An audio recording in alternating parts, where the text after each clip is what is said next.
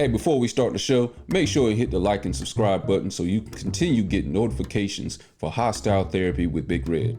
Now let's get back to the show. The method of Kanye West to reach black people and try to empower us, if you want to believe that's what he's doing. The method of Charleston White. Or you can say neither. Whose method do you like best? Or you can say neither. You can say Kanye, you can say Charleston, you can say neither. That's the question we're going to start off with.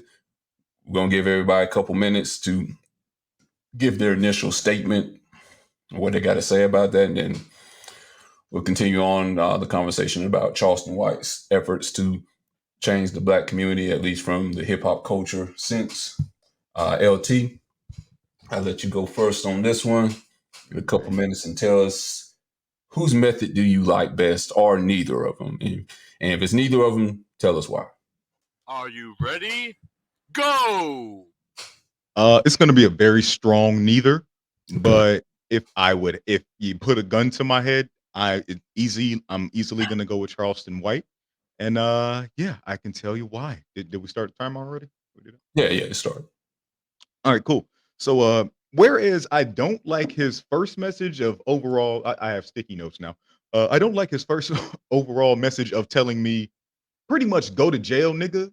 Like that's pretty much how I felt like what he was saying. Like if you go to jail, you'll be a better man. If you're in a relationship, you'll call your girlfriend every day because now you miss her. Like really selling the idea of I have to go to jail in order to appreciate my life.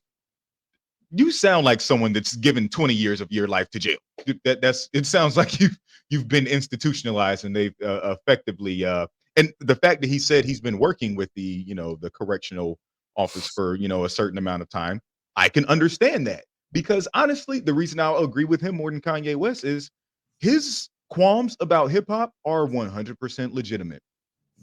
I can't disagree with anything he said about King Von. Like, again, this is a man who beat a murder, like our rappers beat murder charges all the time. Murder was the case that they gave me. You know what I'm saying? Like we constantly champion these negative things, these negative stereotypes that if another race accused us of being this, we would be offended. If another race said, well, you guys are always killing each other and shooting each other, we would be offended at that. But when our music says, hey, yo, I'm killing at my niggas and I'm shooting at these niggas, it's the number one record. You know what I'm saying? We love it. We push it to the top. And he's right. We don't think about these people that were murdered. Like we held, I don't know King Von. I'm older than this, or I am older than this young man was. And the fact that he was able to get to such a high place in life and throw it all away because he just couldn't let that life go is ridiculous. I think Charleston White is definitely working with Republicans, or not Republicans, at least the Atlanta Correctional facility. Because I can understand his qualms with why. Yeah, like it, especially if I'm in jail for my wrongs and shit. You know what I'm saying? Like we should, if we want to progress, yes, we need to hold ourselves and each other accountable, and we need to stop glorifying murderers and drug dealers and shit. Okay. Prizzy, I'll let you go next on this one. Do you agree with the methods of Kanye, Charleston White, or neither? You're on mute. Yeah. I think Go! Right. I agree with Lord Trent on this one too. Because being an officer, I can truly say, and it may sound crazy, jail has saved people, really. So, Lord Trent, I'm going to just have to disagree a little bit with that with you. I'm just speaking on my experience. I don't agree that you go to jail to get help, but just listening to some of the stories of my 21 years, jail has saved a lot of people, and there are great stories behind these people. They have come out and they have done well, and then it's a revolving door for others. They go back, and sometimes they go back and their crimes are worse. So I don't know what Kanye's saying half of the time. He's all over the place. I can't keep up with Kanye.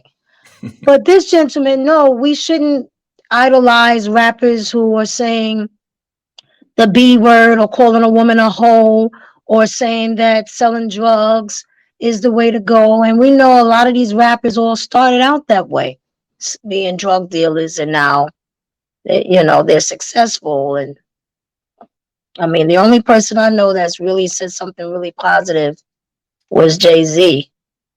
And he admitted, he was selling and stuff like that. But that's the only thing I believe. I agree with Charleston White. We need to stop praising these drug dealers, and these kids are seeing this like, hey, get this fast money. That's what it's all about. And I don't know, it's like a catch-22. All right. Sparky T, we'll let you go next. Do you like the methods of Kanye, Charleston White, or neither? Neither. Are you ready? Go! All right. Tell us why. Neither. Because I think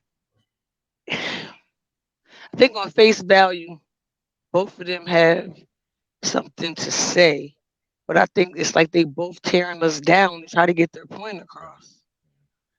You know what I'm saying? It's like they serving up what they're saying on a garbage can lid. Like, I'm not disagreeing with the things that they're saying or some of the things that they're saying, because I'm not with everything that nobody's saying, but I just think that the way that they're doing it, though, you doing it in such a way that it's almost like you tearing us down. And I know sometimes you got to tear down to build back up, but the build up is never there. It's always just the tear down. All you keep hearing from them is what we're not and what we're this and what we're that, and I think that there's another way that you can do it. As far as the whole going to jail thing, I think that going to jail sometimes, can make people a better person. I also think that it could make them better criminals too, or smarter criminals, or deeper criminals. The recidivism rate and stuff like that aren't great. So what we have going on in there clearly ain't, it's not it. But the part about like to ask the black mother that now she can sleep at night. Well, if you only sleeping at night because your son is in jail, like y'all got some issues on a whole nother level. Like the things that he was saying, well, ask the mother to ask the mother that sleeps at night, the woman that hears from her man every day. Well, if your man only calling you because he in jail every day, y'all got bigger issues than you know what I'm saying? Like all of those situations that people are praising the fact that you're in jail. You know what I'm saying? The relationships might be a little unbalanced and not quite right anyway, that you're praising the fact that somebody's in jail. I get the gist of what he's saying, now that he's sitting still and he's in one place, but is jail the place that you would have him to be? And according to him, the answer is yes. That I don't agree with. Okay. I'm going to. I could say neither, but if push come to shove, I'm gonna go with Charleston White on this one. Are you ready? Go! The reason I'm gonna go with Charleston White, because to me, he seems to be talking about the extreme when he's talking about the kid or adult. Sometimes just talking just don't get to these kids. He's doing something where he's a mentor to a lot of these kids. He is a father figure to a lot of these kids that don't have any. And for the people who don't have any, they don't have that guy that's going to be stern with you and tell you, "Hey, you messing up. You're doing wrong. You need to change your actions, and your actions are going to lead to this." They don't have that. They have pretty much the mothers. No fault to the mothers, but please stop doing this. Please stop doing this. This is going to lead you to this kind of life. Please stop doing this. They need a stern voice to tell them. All of them don't have it. I don't think he had it.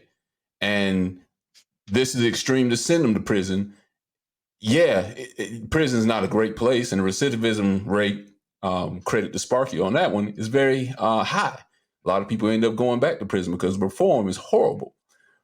But I think what he was kind of trying to say, with the mother making sleep better at night, is at least he's not in the street fighting with gangs, getting into drug battles and stuff like that, potentially getting shot. And at least he can sit down and maybe think about the consequences of his actions. And when he gets out, he can lead a better life. I think that's what he's kind of trying to say. He's, he's getting these people off the street. Maybe they can sit down and think about what they're doing. They're living a fast life and they're not thinking about what their life could be. But of course, that comes back to how good reform is in prison or how good reform is out of prison. And for people like him that are out here doing work, trying to get people in better places, you need more of that around the country. You need to be held accountable. We don't have enough of those. And for that fact, that's why I like Charleston White, because he is one of a few that we need out here in the streets to correct people. And I don't think we have enough of that. We got too many people trying to be nice and like, if you do this, if you could please do this, you'll live a better life. We need stern voices in the community, and we don't have enough of that. Well, there are gangs in jails. That's true. I was just about to say that. They roll deep in the jails now. It don't And be no it's different. a little more. It's almost more dangerous. Like at Oh, least yeah. if you're in the street, you can hide. You can run somewhere. You can lay low. In prison or in jail, you're tight, close quarters. You know what I'm saying? Every gang is in the jails. Every gang, and word can get out. Yo, such and such is up in there Quickly. You know, so it really don't matter. I think when he said mothers can rest at night because when you say I've worked on the visiting floor and you see the parents come visit, I think it's more like you said, the mother or the father come up and see them and they see that they're eating, they're not in the street and stuff like that, and they're getting meals and they're getting themselves together and they're getting into these programs. I think that's what he meant when it comes to the parents, opposed to they don't know where they at when they're in the street. Right. So I think it's more that, they're getting better treatment. Doesn't mean that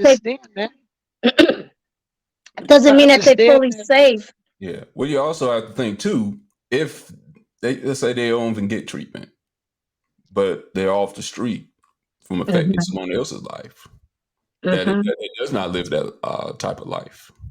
So now somebody else is safe. Right.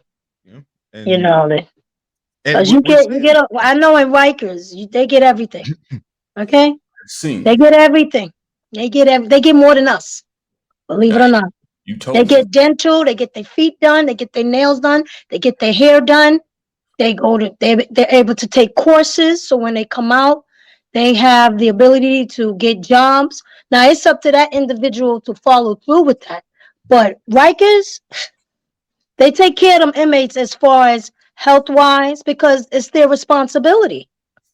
They don't want an inmate dying on them, so they're going to give them every treatment that they can give them. Now it's up to that person if they want it or they want to accept it. So, but it is. I wouldn't prefer a person to go to prison, but somebody that's in the street or homeless and stuff like that, I would rather for them to get off the street than to die on it.